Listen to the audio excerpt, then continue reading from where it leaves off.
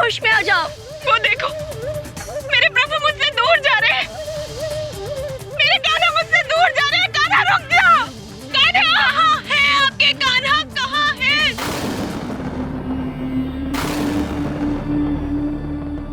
मीरा भाभी, हमें देखिए, हम उदा है। उदा,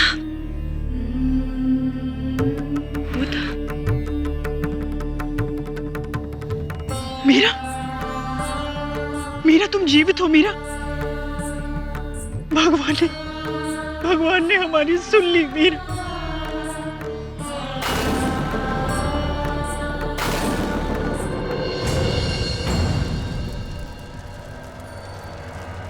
बाबा, ये सब क्या है?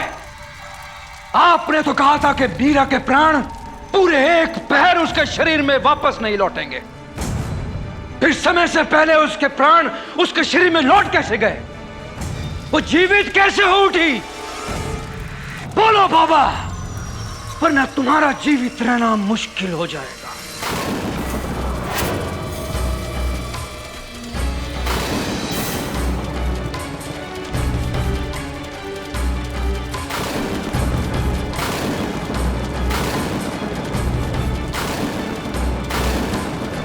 नहीं! ये सब क्या हो रहा है? वहां उस मीरा को होश आ गया, यहां ये बाबा भी होश हो गया। सब कुछ मेरे विरोधी क्यों चल रहा है? शांत हो जाइए राणा साहब। कैसे शांत हो जाऊं उदम? कैसे शांत हो जाऊं? जब तक मुझे इस सब का कारण पता नहीं चलेगा, तब तक हमारा क्रोध शांत नहीं होगा। ये बड़बोला बाबा हमारे किसी काम का नहीं है। ऐसी अवस्था में तो ये हमारे लिए और भी कठिनाइयां बढ़ा रहा है। उदम, इसे ले जाओ यहां से, इससे पहले कि इसे कोई यहां देख ले।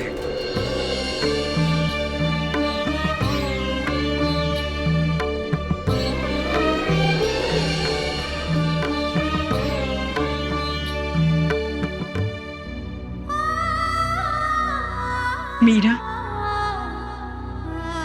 ये लो, कुछ खा लो।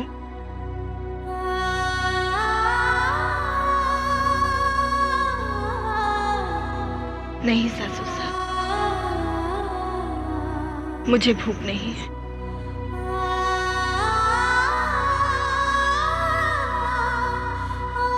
मीरा, तुमने 3 दिन से कुछ नहीं खाया है और फिर भी कह रही हो तुम्हें भूख नहीं है। मुझे समझ नहीं आ रहा कि 3 दिन तक तुम बिना अन्न जल ग्रहण किए उस वीराने में रही कैसे? जो मन भगवान श्री कृष्ण के चरणों में ही मगन, उसे भूख प्यास का एहसास कैसे हो सकता है? लेकिन मीरा भाभी,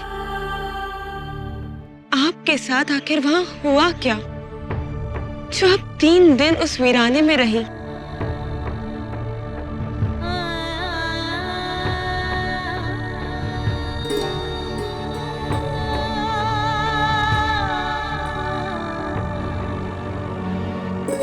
मेरे कान्हा को भोग लगाने का समय हो रहा है।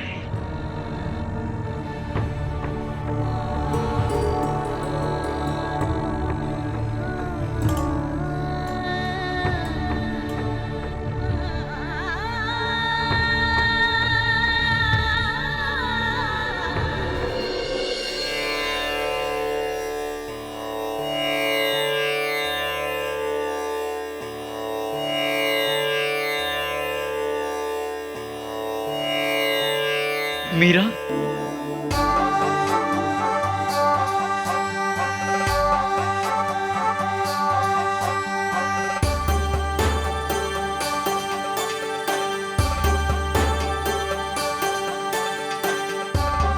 भाई साहब,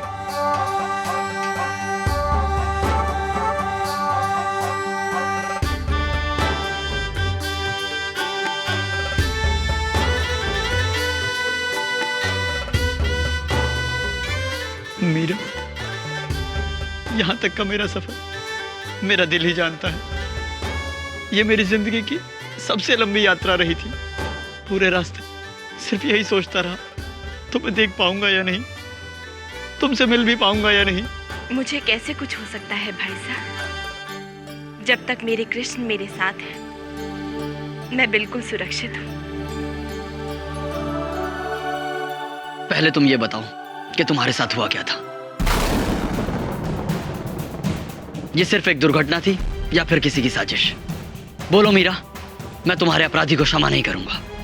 शांत हो जाइए भाई साहब, किसी ने कुछ नहीं किया, किसी का कोई दोष नहीं है। तुम भले ही अपने अपराधियों को क्षमा कर दो, लेकिन मैं नहीं कर सकता। तुम्हारे खिलाफ उठने वाले हर हाथ को मैं काट डालूंगा। मैं तुमसे कुछ पूछ रहा हूं मीरा, बताओ मीरा, ये किसकी साजिश थी? वैसे जानते तो हम भी हैं कि इस सबके पीछे कौन है, पर जब तक मीरा भाभी नहीं कहेंगी हम कुछ नहीं कर सकते। जानता तो मैं भी हूं, पर मैं तुम्हारे मुंह से उसका नाम सुनना चाहता हूं मीरा। मां भवानी की सौगंध, ये तलवार जब तक उस विक्रम के खून से नहीं नहा लेती मैं चैन से नहीं बैठूंगा। रुक जाइए भाई साहब, आप सब जानना चाहते हैं ना कि भूत महल में मेरे साथ क्या हुआ था? मैं अवश्य बताऊंगी। शायद यही मेरे कृष्ण की इच्छा है।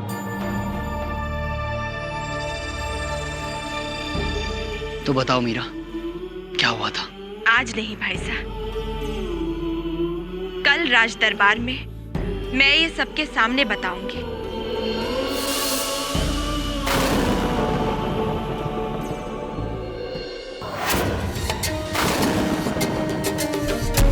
उसने कहा और तुम सुनकर यहां चले आए। मार क्यों नहीं डाला उसे? अब क्या कल की प्रतीक्षा कर रहे हो, जब मीरा सबके सामने हमारा राज सबको बताएगी?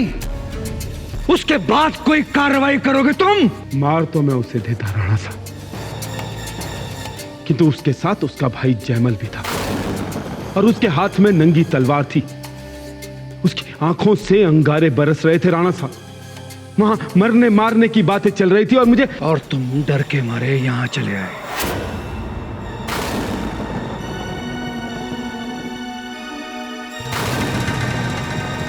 ऊधम,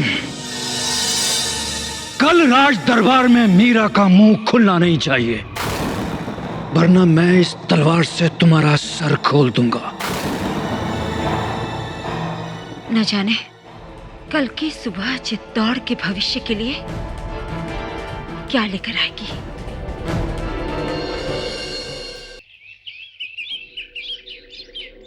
कुंवरी मीरा राज दरबार में पधार रही है।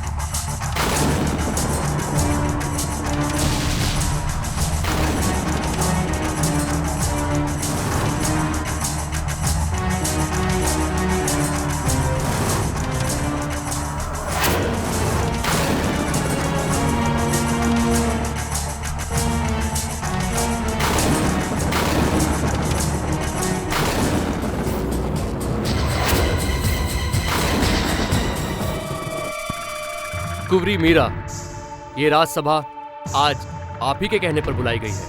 आज आप सबके सामने हमें ये बताएंगे कि आप भूत महल किसके कहने पर गई थी और क्यों?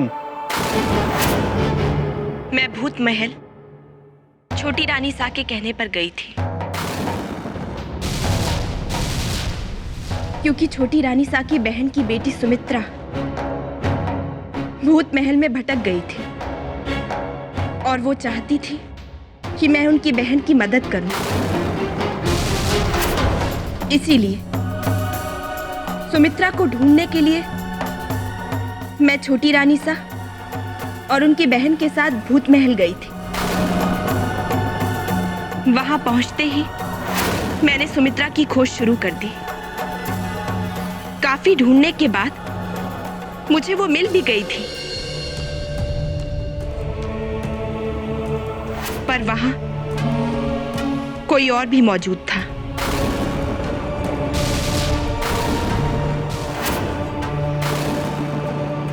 और जब मैंने ये देखना चाहा कि वो कौन है, तो उसी समय मैं जिस जगह खड़ी थी वो झरोका टूट गया और मैं नीचे गिर गई।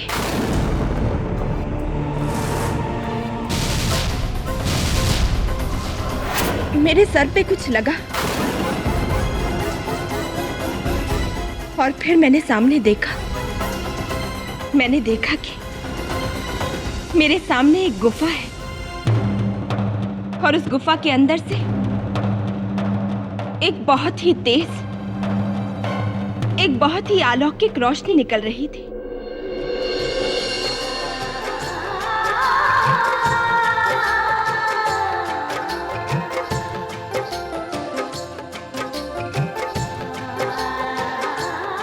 और मैं वहां से होती हुई अपने कान्हा के धाम गोलोक पहुंची।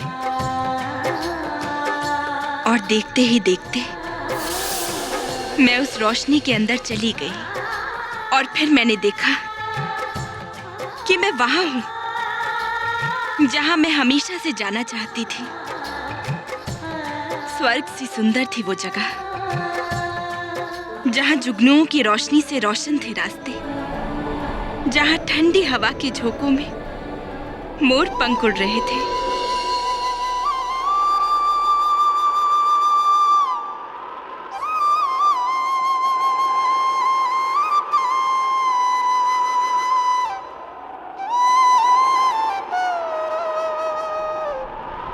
ये तो मेरे कन्हैया की बांसुरी की धुन है। वो यहीं कहीं है, वो यहीं कहीं है।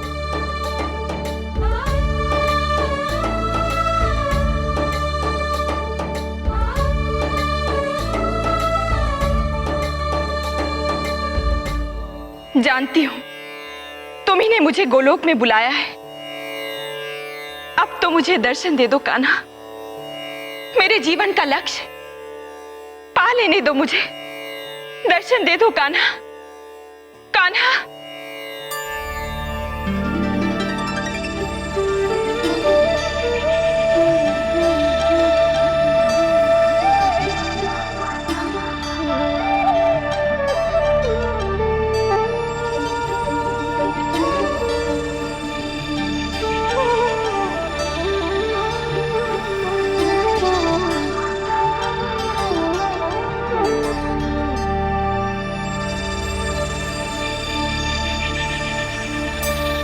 तुम्हें मुझे दर्शन देना ही होगा, तुम्हें मुझे दर्शन देना ही होगा। सुना तुमने, तुम्हें मुझे दर्शन देना ही होगा।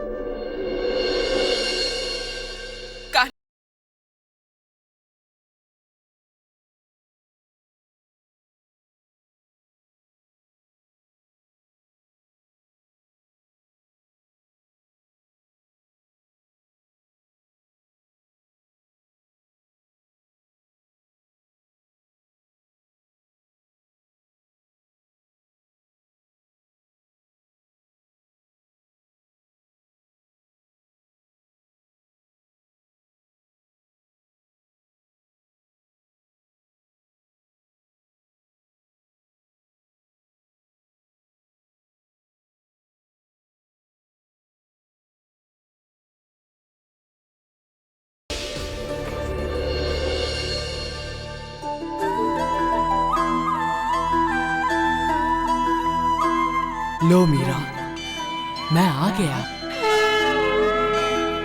युगों युगों तक इस संसार में तुम्हें तुम्हारे प्रेम से याद किया जाएगा। लोग तुम्हें मेरी भक्त नहीं, मेरी प्रेम दीवानी कहकर याद करेंगे। जब जब इस संसार में मेरे किसी भी भक्त का नाम लिया जाएगा, उसमें तुम्हारा नाम सर्वोपरि और सर्वोत्तम रहेगा।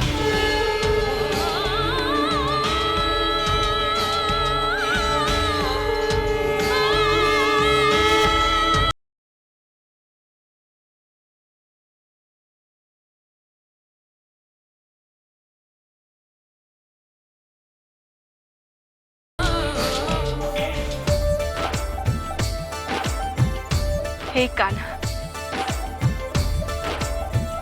आज मैं धन्य हो गई। वर्षों से आपके दर्शन की अभिलाषी है मीरा, आज धन्य हो गई।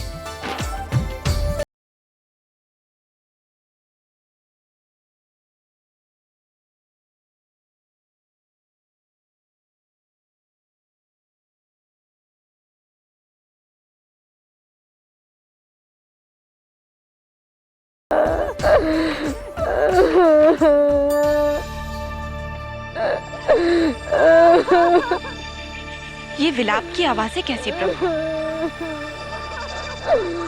ये वो लोग हैं मीरा, जो तुम्हें चाहते हैं, तुम्हें अपना सब कुछ मानते हैं और तुम्हें पाने के लिए कितनी प्रार्थनाएं कर रहे हैं।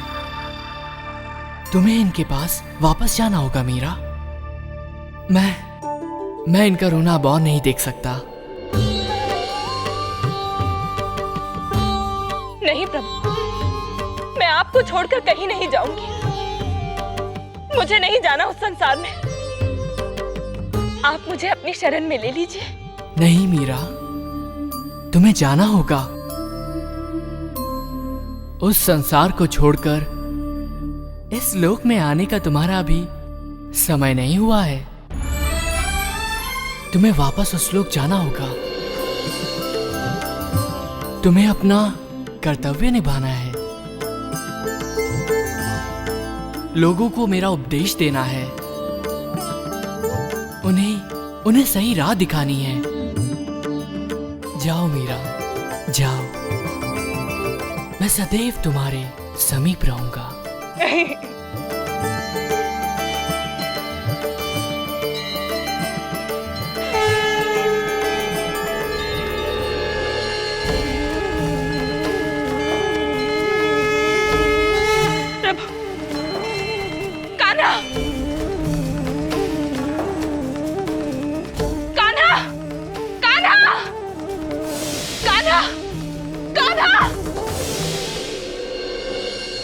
बस यही सब हुआ था मेरे साथ।